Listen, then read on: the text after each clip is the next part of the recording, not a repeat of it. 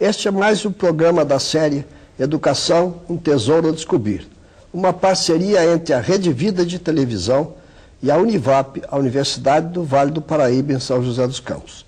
Hoje temos o prazer de receber aqui Álvaro Alberto Albuquerque Júnior. Álvaro Albuquerque Júnior é o diretor executivo da RITLA, a Rede de Informação Tecnológica Latino-Americana, que tem sede em Brasília. Mas Álvaro é carioca, nasceu lá jovem ainda, no ano de 1944, estudou Direito, formou-se em Direito pela Universidade Estácio de Sá, no Rio de Janeiro, em 1974. Exato. Mais tarde fez uma pós-graduação na área de legislação comparada, vamos chamar assim, na Universidade de Illinois, em Champaign, nos Estados Unidos. Champaign urbana, porque na verdade são umas cidades gêmeas ali, irmãs. Exatamente. Fez isso em 77 e 78. Vem ocupando funções na área técnico-administrativa, jurídica, tecnológica, de relação com as empresas há muitos anos. Na verdade, o seu primeiro trabalho foi já em 1975, onde ele foi consultor jurídico da FINEP, a financiadora de estudos e projetos encarregado naquela época de negociações, contratos e acordos de cooperação internacional, já que começou com uma atividade na área internacional, que depois ele passou a ocupar quando foi dirigir o Departamento de Relações Internacionais dessa mesma FINEP, que é uma empresa importante brasileira que apoia o desenvolvimento científico e tecnológico do país, financiando projetos de pesquisa aplicada, inclusive da empresa privada no Brasil. Mas Álvaro teve uma história que também continuou, logo depois que terminou essas atividades, ele ocupou uma função no governo do Estado, da cidade do Rio de Janeiro. Exato. Foi secretário de Desenvolvimento Econômico, de Ciência e Tecnologia da cidade do Rio de Janeiro.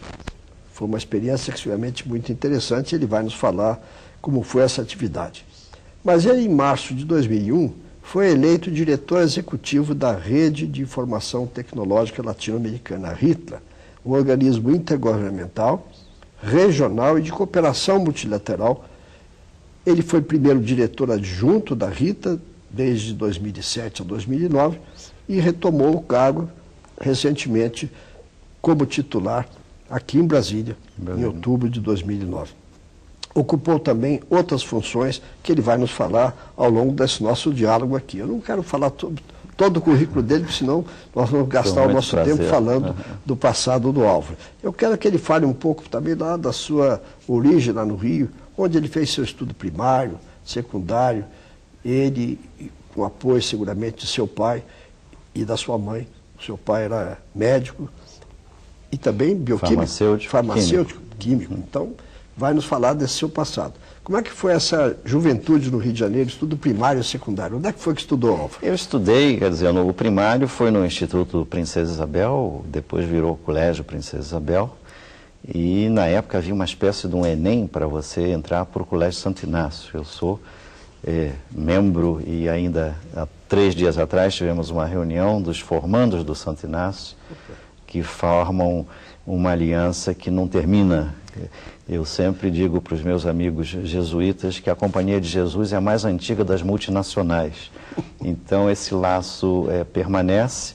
A partir daí, como o professor mencionou, eu fiz um período que foi um período marcante na minha vida, com o falecimento prematuro do meu pai, aos 48 anos, e tive que, aos 18 anos, herdar o negócio que ele conduzia, que era um laboratório de produtos farmacêuticos.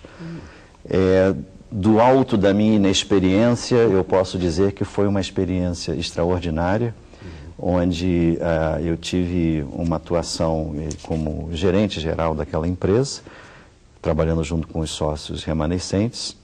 Passei antes da FINEP, professor, pela Embratel, onde atuei na área de satélites de comunicações internacionais, para a qual voltava anos mais tarde, conduzido pelo nosso querido e saudoso amigo Renato Archa. Mas eu queria dizer, você começou a falar da sua infância do Colégio Princesa Isabel e do Santo Inácio, Mas terminou o colégio no Santo Inácio? No né? Santo Inácio e terminei o colegial, que se chamava, hoje se chama segundo grau, né? Enfim. E, portanto, isso foi nos idos dos anos 60, 63. Mas por que foi escolher direito? Foi influência de um amigo, um professor, um pai? Bom, o meu pai queria que eu fosse um diplomata e eu queria ser engenheiro, sem nenhuma habilidade para as chamadas ciências duras, enfim. Todas as indicações apontavam para, digamos, a área de línguas e, enfim, a área de história e geografia, onde eu me desempenhei melhor ou menos mal no período de colégio. E como a vida dá algumas voltas que a gente não consegue prever, sobretudo quando é jovem, já na FINEP, no primeiro ano praticamente, eu tive um evento que foi o aparecimento de uma correspondência da OEA, Organização dos Estados Americanos, que as pessoas não tinham, naquele momento, consciência da importância que aquela correspondência significava. Ainda na era do nosso também saudoso amigo José Peluso Ferreira, né, de tantas imemoráveis recordações, e eu percebi que a OEA queria nos dar dinheiro para participar de programas importantíssimos que o governo brasileiro estava conduzindo, que eram os Planos Nacionais de Desenvolvimento e o detalhamento do Plano Nacional de Desenvolvimento Científico e Tecnológico. Isso foi nos anos 70? 70. E passei a atuar ali na área internacional, de onde acabei não saindo. Volto a Embratel também para atuar num projeto de cunho internacional, que era o Teleporto do Rio de Janeiro, que nos últimos 18 meses voltou a dar um salto, enfim, significativo.